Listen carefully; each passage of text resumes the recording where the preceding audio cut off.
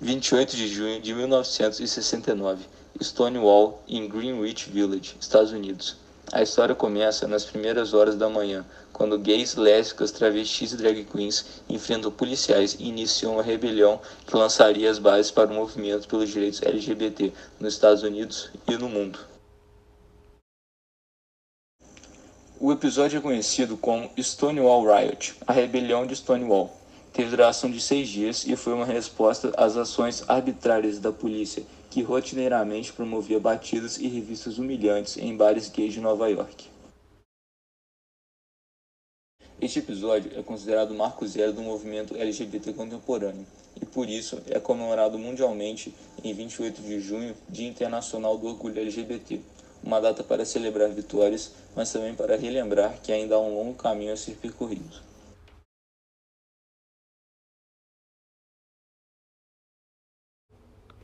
Os primeiros registros históricos da homossexualidade datam de 1200 anos a.C. Diversos pesquisadores e historiadores afirmam que a homossexualidade foi aceita em diversas civilizações ao longo da história. Apesar disso, em muitos países, gays, lésbicas, bissexuais, travestis e transexuais foram e ainda são constantemente violentados, presos, torturados e mortos, sem proteção das leis, que podem ser omissas, conter brechas ou até mesmo respaldar a violência contra a comunidade. O primeiro Código Penal contra a homossexualidade data do século XIII e pertenceu ao Império de Gengis Khan, onde a sodomia era punida com a morte. No Ocidente, as primeiras leis anti-homossexuais, ambas redigidas sob a influência da Inquisição, foram publicadas em 1533. Durante os últimos 2 séculos, a violência, institucional ou não, continuou perseguindo os LGBTs. No nazismo, eles eram levados aos campos de concentração. 2 símbolos do movimento surgem aí: o triângulo rosa invertido, utilizado para identificar homens gays, e o triângulo preto invertido, destinado às ditas mulheres antissociais, grupo que incluía as lésbicas. Teorias médicas e psicológicas tratavam a homossexualidade como uma doença mental que podia ser curada através de métodos de tortura, como a castração, a terapia de choque, a lobotomia e os estupros coletivos. É importante frisar que essas violências não pertencem ao passado distante. Até os anos 60, a homossexualidade ainda era ilegal em todos os estados dos Estados Unidos, com exceção de Illinois. Alan Turing, o pai da computação retratado no filme O Jogo da Imitação, foi quimicamente castrado sob ordens do governo inglês em 1952, por exemplo. Em diversos países, comunidades terapêuticas particulares continuam a oferecer serviços de cura gay. Ainda nesta década, a relação homossexual é crime em 73 países. Dessa lista, 13 nações prevêem pena de morte como penalidade.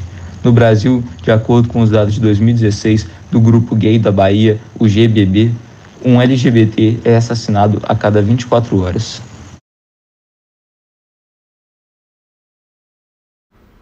A rebelião de Stonewall teve uma série de consequências. No livro Stonewall, The Riot That Sparked the Gay Revolution, o historiador David Carter afirma que há um amplo consenso de que foi essa rebelião que marcou o início da Gay Rights Movement. Uma das consequências de Stonewall foi a criação de 2 grupos que desempenharam um papel importante na história do movimento LGBT, o Gay Liberation Front, GLF, e o Gay Activists Alliance. No Brasil, o movimento LGBT começa a se desenvolver a partir da década de 70, em meio à ditadura civil-militar. As publicações alternativas LGBTs foram fundamentais para esse desenvolvimento. Entre elas, 2 se destacavam: os jornais Lampião da Esquina e Xana com Xana. O significado da sigla. Organizações internacionais como a ONU e a Anistia Internacional adotam a sigla LGBT, lésbicas, gays, bissexuais e transexuais. Dentro do movimento propriamente dito, as siglas podem variar. Algumas organizações usam LGBT, outras LGBTT, outras LGBTQ. Atualmente, a versão mais completa da sigla é LGBTQIA+.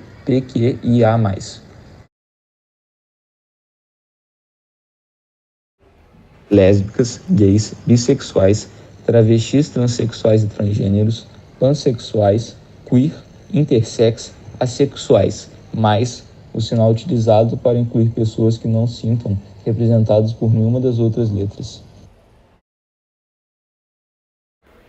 É difícil afirmar quais são as principais pautas do movimento LGBT, já que em cada país há um contexto político-social e não há unanimidade nem mesmo dentro do movimento.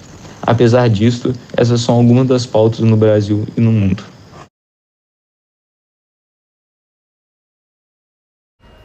A criminalização da homo, lesbo, bi e transfobia, fim da criminalização da homossexualidade e, consequentemente, das punições previstas pelas leis que criminalizam a prática, reconhecimento da identidade de gênero, que inclui a questão do nome social, despatologização das identidades trans, fim da cura gay, casamento civil igualitário, a permissão de adoção para casais homoafetivos, a laicidade do Estado e o fim da influência da religião na política. Leis e políticas públicas que garantem o fim da discriminação em lugares públicos, como escolas e empresas, e o fim da estereotipação da comunidade LGBT na mídia, jornais e entretenimento, assim como real representatividade nela. Quanto à formação dos grupos no Brasil, a primeira comunidade gay foi o Somos, grupo de afirmação homossexual, fundado em 1978 em São Paulo. No ano seguinte, o número maior de lésbicas se integra ao movimento após um debate no Departamento de Ciências Sociais da USP. Mais tarde, em 1992, é formada no Rio de Janeiro a primeira organização política de travestis da América Latina, denominada Astral, Associação de Travestis Liberados, e que por isso marca o dia 15 de maio como o Dia do Orgulho Trans no Rio. Os bissexuais também buscam reconhecimento e identidade, sendo que em 2005, o 12º Encontro Brasileiro de Gays, Lésbicas e Transgêneros aprovou o uso da sigla GLBT, incluindo oficialmente a letra B como representação deles. No ano de 1980, contavam-se mais de 20 comunidades homossexuais espalhadas por todo o território nacional. A situação LGBT começou a ficar mais difícil a partir dos anos 80. Durante essa década, o Lampião deixou de ser publicado, a Soma se dissolveu e o número total de comunidades homossexuais do Brasil diminuiu para apenas 6. Tudo isso em função da crise da ditadura. Somado às questões políticas, a eclosão da epidemia de AIDS afetou com mais força os jovens das comunidades homossexuais, em especial os homens. Nesse período, o número de casos de agressão contra pessoas LGBTs atingia níveis muito altos, iniciando um processo de manifestações como resposta à opressão.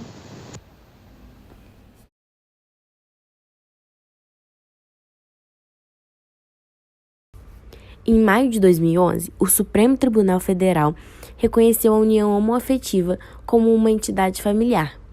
Em junho, o primeiro casamento civil entre pessoas do mesmo sexo do Brasil foi formalizado em Jacareí, interior de São Paulo. 2 anos depois, o Conselho Nacional de Justiça proibiu que cartórios de todo o Brasil se recusem a celebrar casamentos de casais homossexuais ou deixem de converter em casamento a união estável homoafetiva, um importante ganho para os LGBT. Desde então, 15 mil uniões homossexuais foram registradas, segundo dados do IBGE.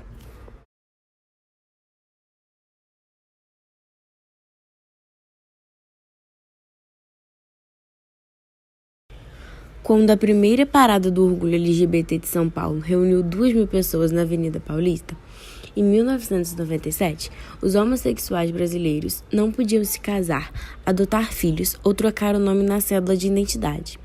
Lésbicas, gays, bissexuais e transexuais brasileiros obtiveram vitórias sociais, políticas e jurídicas significativas.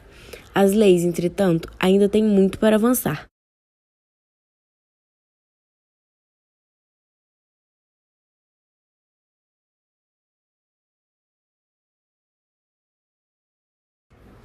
A primeira adoção de uma criança por um casal homossexual no Brasil aconteceu em 2005, quando a menina Teodora foi acolhida por Vasco Pedro da Gama e Júnior de Carvalho, no interior de São Paulo.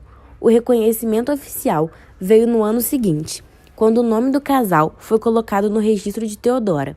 3 anos depois, o Conselho Nacional de Justiça mudou o formato da certidão de nascimento do tradicional de pai e mãe para filiação, o que permite o registro de crianças por casais homossexuais sem constrangimentos. Em 2015, o STF negou o pedido do Ministério Público do Paraná para anular a adoção de uma criança com menos de 12 anos por um casal do mesmo sexo, sob a alegação de que eles não teriam uma união estável. No Brasil, é possível alterar o nome civil e gênero no registro de nascimento se houver a comprovação de mudança cirúrgica de sexo. A possibilidade de alterar os documentos sem a necessidade da cirurgia é uma antiga demanda do movimento LGBT, pois a intervenção é arriscada e o processo de transição demorado. Em maio de 2017, o Superior Tribunal de Justiça decidiu que um transexual pode mudar o sexo registrado em sua identidade civil sem necessidade de realizar cirurgia. Desde 2016, é permitido o uso do nome social, que não é oficializado na carteira de identidade, em crachás e formulários por funcionários públicos e federais, em inscrições do Enem e por médicos e advogados ligados ao Conselho Federal de Medicina e Ordem dos Advogados do Brasil. Em 2006, um estilista foi eleito deputado federal por São Paulo, tornando-se o primeiro político assumidamente gay do Brasil. Em 2010, o professor Jean Willis ganhou a disputa como deputado federal pelo Rio de Janeiro e se elegeu defendendo a causa LGBT. Em 2017, Edgar de Souza se tornou o primeiro prefeito assumidamente gay casado com outro homem do Brasil. Para Marcelo Cerqueira, presidente do Grupo Gay da Bahia, a primeira ONG LGBT do país, a presença de políticos homossexuais é positiva e sua atuação um importante avanço em direção à defesa de direitos. Contudo, a participação dos LGBT na política brasileira ainda é tímida, possivelmente pelo preconceito da sociedade e pela própria descrença da comunidade gay. O Sistema Único de Saúde, SUS, oferece cirurgia de mudança de redesignação sexual de homem para mulher desde 2008 e de mulher para homem desde 2013. Além dos procedimentos, o SUS também oferta acompanhamento ambulatorial com equipe multiprofissional, incluindo psicólogos, como parte do tratamento. Xande dos Santos foi a primeira brasileira a passar pela operação de mudança de sexo paga pelo SUS, em 2011. Em 2013, o Conselho Federal de Medicina determinou que casais homoafetivos estão incluídos em processo de reprodução assistida, podendo, portanto, realizar fertilização in vitro se desejarem.